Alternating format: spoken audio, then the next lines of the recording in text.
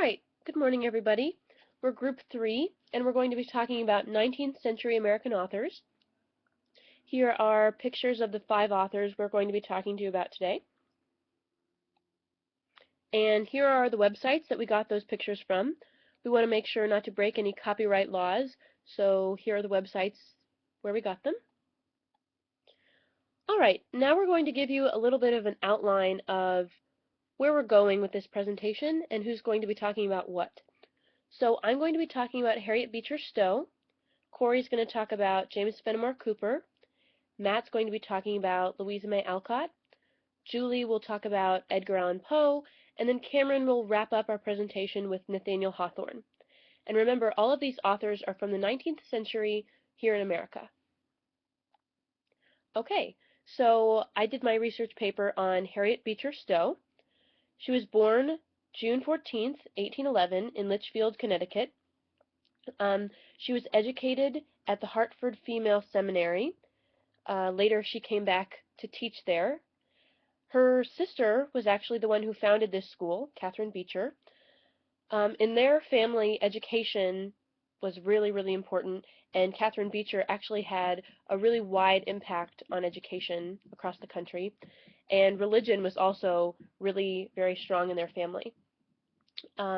Harriet and Catherine's father was a very strong Christian minister, and those religious influences kind of influenced Harriet's views of slavery, which then went on to impact her novel, Uncle Tom's Cabin, which is by far her most famous work and a classic in American literature.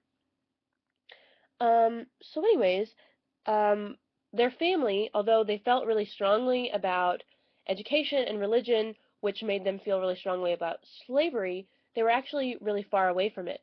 So they were living in Connecticut, and all this stuff is happening in the South. So, not because of this, but they ended up moving to Cincinnati, Ohio, which brought them closer to the issues and which caused Harriet especially to feel even more passionate about it. The first time she witnessed slavery firsthand was on a train. She was talking to some slaves, and they were telling her about some of the mistreatment that they dealt with.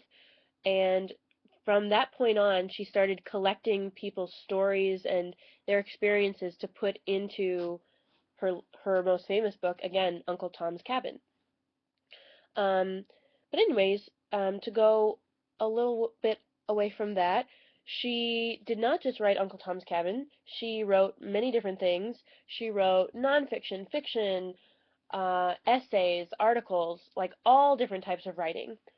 Her first novel was The Mayflower, which she wrote in 1843, and she did have other examples of social reform literature, much like Uncle Tom's Cabin, but nothing was nearly as successful as Uncle Tom's Cabin was.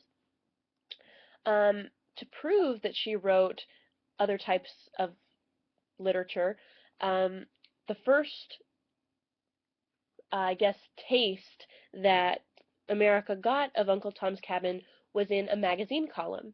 She was writing it there first, and then her friend, who's very well known, he's an author and abolitionist, his name is Frederick Douglass.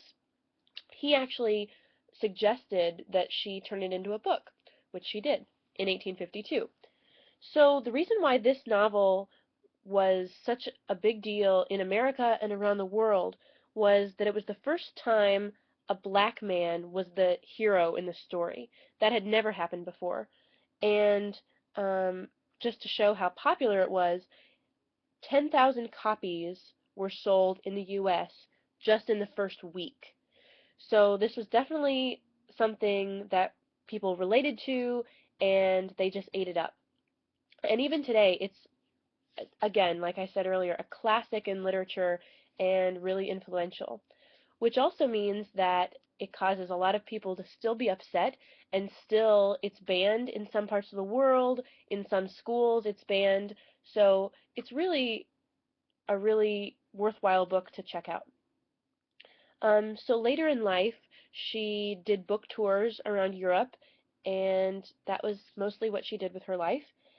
In 1896, she was 85 years old, and she passed away. But um, it's really, really neat because she had so many strong views and tangible things like her literature to leave behind that it feels like she's just living on. So that was a little bit of a snippet on my research of Harriet Beecher Stowe. And now I'll turn it over to Corey to talk about James Fenimore Cooper.